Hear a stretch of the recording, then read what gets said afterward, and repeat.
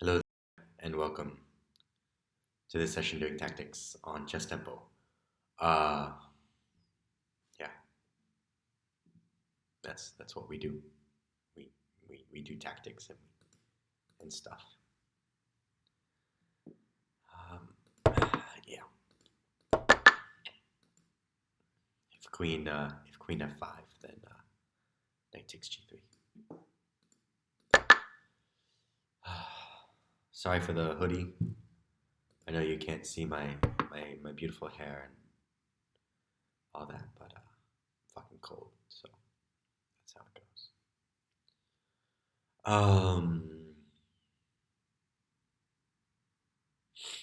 Makes me look like a Jedi. I am Darth Reese.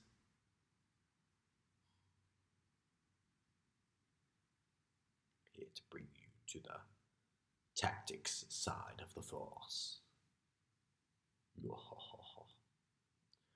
Knight f5 and queen c3, and I'm just helping him queen. Wee bit of an issue.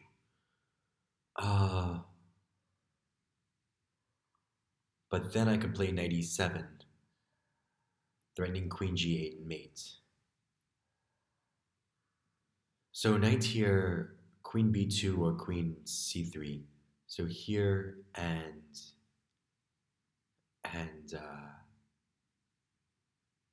yeah, queen c3 is going to be forced. Now knight e7 and queen c8 should be forced. And after queen c8, am I going to have some sort of check, king h8, and then queen takes h6 mates? Yeah. Okay, and then for this one, I actually I had meant to calculate this line, but then I didn't, which is rather stupid of me. But it should be the same thing, right? Check and then queen h6 mate. Yes, queen h6 mate. But that was naughty of me not to have gone for the other line as well. My oven has gone off. Okay, so e3. We're not really threatening rook takes. So e3.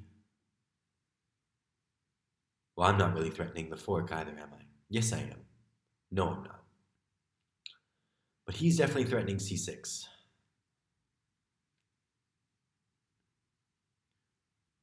So, gotta figure out something lickety split.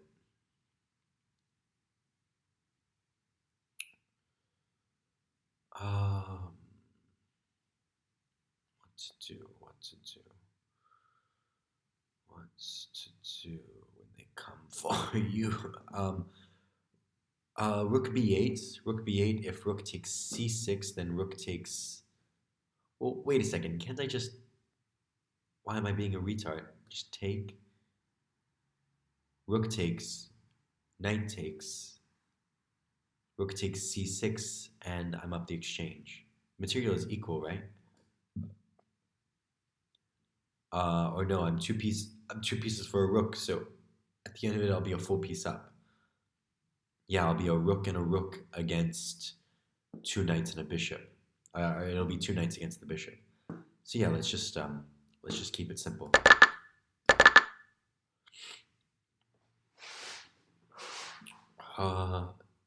What's my volume at? Let's turn down that volume a little bit, shall we? What's the time? What's the time? 4 minutes.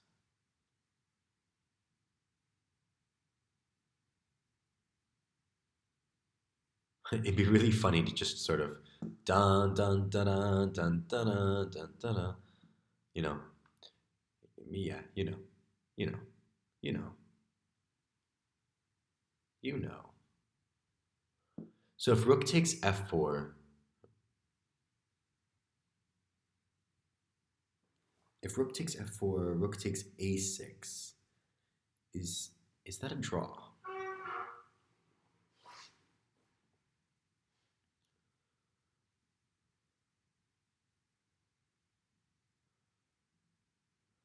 I think the move is rook f4, rook a6, rook a4, king b2, and then move the move the bishop away. And this way he never gets the a pawn. I think that was the idea. What did they do? They took a pawn? Yeah. And they were trying to rely on rook and rook versus rook and bishop, thinking that the double attack on the bishop and the pawn would win for them. But I don't think it does. I don't think it does. So rook takes, rook a4 check, and yeah, and that's that little piece of that keeps everything together. And then I have the liberty of playing like king e7. Yeah, nice move, nice move.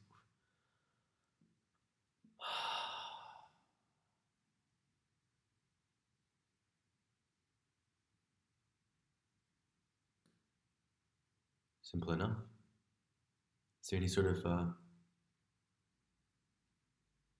something I'm missing here? Bishop a6, that's nothing. Bishop c6, that's nothing. Yeah, just an exchange. Strange. So rook c8, rook d7,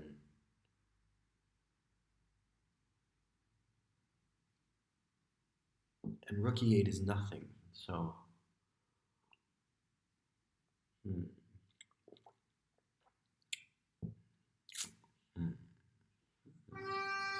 Oh wait, rook c8 and rook c8, and if rook takes d7, then I can just take on d7 because the knight's pinned. And if you don't take, well, you're not going anywhere. So, I think there was a problem from today, and I think I might have missed a problem like that recently. Bishop e7, good move to throw, or bishop e2 would be a good move to throw in to stop myself from losing a rook here. So let's see, bishop e2. If queen takes g3, queen takes g3, bishop takes g3. I wouldn't take on g3. I would just take on I would take on e4. And then rook takes d8, rook takes d8. Yeah, this looks correct. And if something like rook f4, bishop f4, bishop f4, if rook f4, honestly, you could just take on g4, and then rook takes g4, and then bishop takes f2, and I'm up the piece. Okay, in this line, if I take and then he gives the check, yeah, that's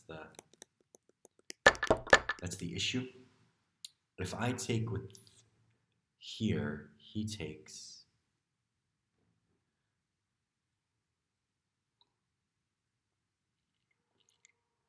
I play, say, king f1, and then he takes on h4,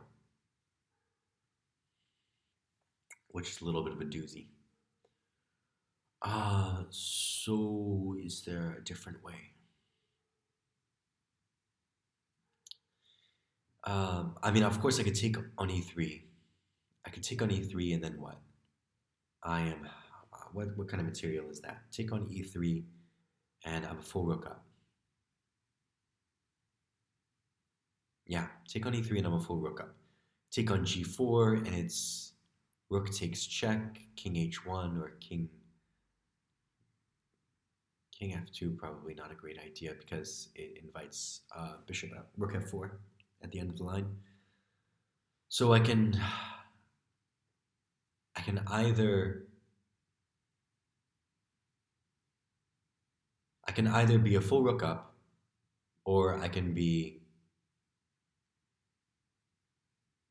in this position,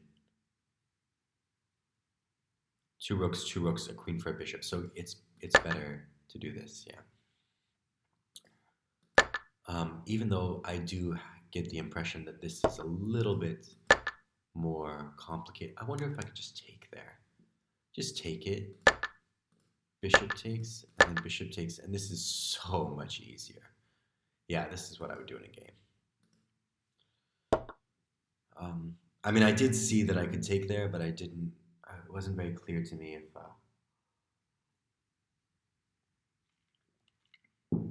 Okay, queen c2 is suicide.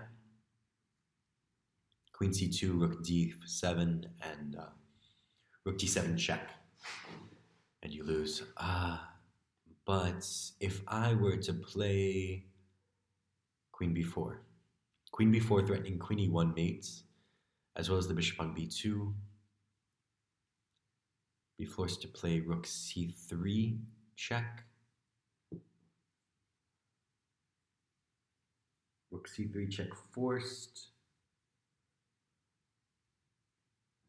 Rook c3 check forced. King b8. And now I'm forking the bishops. And if you take on g6, I will first take on b2. Yeah, okay, it works. So queen b4, exactly as I thought. King b8 was the move that I said. Is there anything else that I should consider? No, I don't think so. So now I just take on b2. And the line that I was talking about earlier was bishop takes, and if you play bishop takes, I'll play here first. And yeah, that's pretty much game over. I think that is the end of our video for today. So until the next time, thank you so much, and good luck with your own chess journeys from Darth Reese, the tactics side of the force. That's all for now.